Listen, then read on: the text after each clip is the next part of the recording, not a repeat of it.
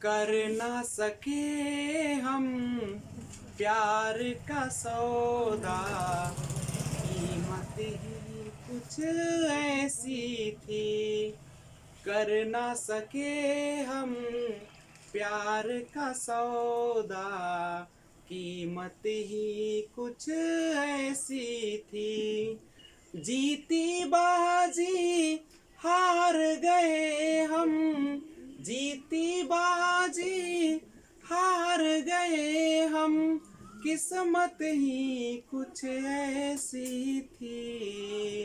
कर ना सके हम प्यार का सौदा, कीमत ही कुछ ऐसी थी, कीमत ही कुछ ऐसी थी।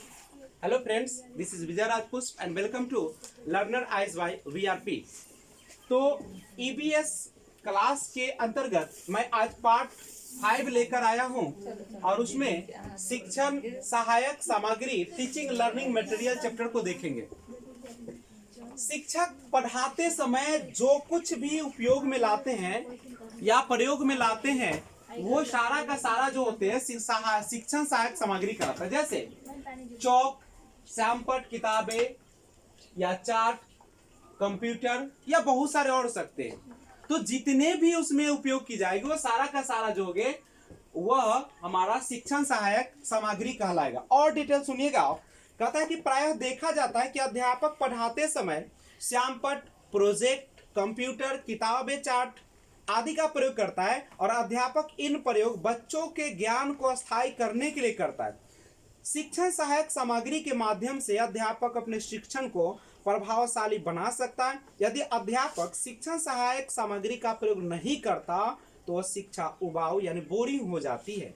वास्तविक अर्थ ग्रहण करने में शिक्षण सहायक सामग्री विशेष महत्व है। सहायक सामग्री के हम लोग अब टाइप्स देखते हैं कि शिक्षण सहायक सामग्री कितने प्रकार के होते हैं। तो शिक्षण सहायक सामग्री मुख्यतः 3 प्रकार की होते हैं। श्रव्य सामग्री। श्रव्य सामग्री का मतलब होता है कि यह वैसे बच्चे के लिए प्रयोग में लाए जाते हैं जिनको सुनने में परेशानी होती है। जैसे श्रव्य सामग्री का प्रयोग हम उस रूप में लाएंगे जिसको बच्चे जो होते हैं वह कब प्रयोग करेंगे तो वो सुनने के लिए करते हैं। वो समस्या नहीं होती बल्कि सुनने के लिए करते हैं। यानी जो सामग्री हम सुनने के लिए प्रयोग करते हैं वो श्रव्य सामग्री कहते हैं। और जब सुनने में दिक्कत होता है तो फिर तो वो असमर्थता को दर्शाएगा। तो श्रव्य सामग्री में हम लोग radio, MP3, CD, tape recorder इसे हम सुनने में प्रयोग लाते हैं। दृश्य सामग्री वैसे हमारा सामग्री होता है पढ़ाने के दौरान जो बच्चे को दिखाया जाता है, यानी देख कर जो बच्चे उससे सीखते हैं। जैसे पुस्तक है, श्यामपट्ट है, एटलस है, मानचित्र है। और श्रव्य दृश्य सामग्री वैसे सामग्री होते हैं जिसे हम सुन भी सकते हैं और देख भी सकते हैं। तो ऐसा माध्यम है टीवी, कंप्यूटर और बहुत सारे हो सकते हैं। अब सहायक सामग्री का महत्व क्या है तो ज्ञान को अस्थायी बनाने के लिए, चूंकि बच्चे जो होते हैं जब सहायक सामग्री के माध्यम से सीखते हैं तो उनमें एक ज्ञान का डेवलपमेंट होता है। यानी वो बच्चे जो होते देखकर जो सीखते हैं, सुनकर जो सीखते हैं, उससे बच्चे जो में ज्ञान अस्थायी बन जाता है, परमानेंट बन जाता है। और दूसरा होता है प्रभावशाली शिक्षक। इससे क्या होता है कि पढ़ाने के दौरान शिक्षक का जो वह मेथड होता है पढ़ाने का वह ज्यादा प्रभावशाली दिखने लगता है, जिसके कारण बच्चे रुचिकर बनाने यानी बच्चे को ज्यादा रुचि आने लगती है। तो सहायक सामग्री रुचिकर बनाता है। और प्रत्यक्ष रूप से आत्मसात करना, यानी जब बच्चे जो होते हैं वह किसी भी चीज को प्रत्यक्ष रूप से वह दर्शन करते हैं, देखते हैं, तो वह अपने अंदर आत्मसात कर लेते हैं, अपने अंदर उसको समाहित कर लेते हैं, जिससे बच्चों का विकास अच्छी तरीके से होते हैं।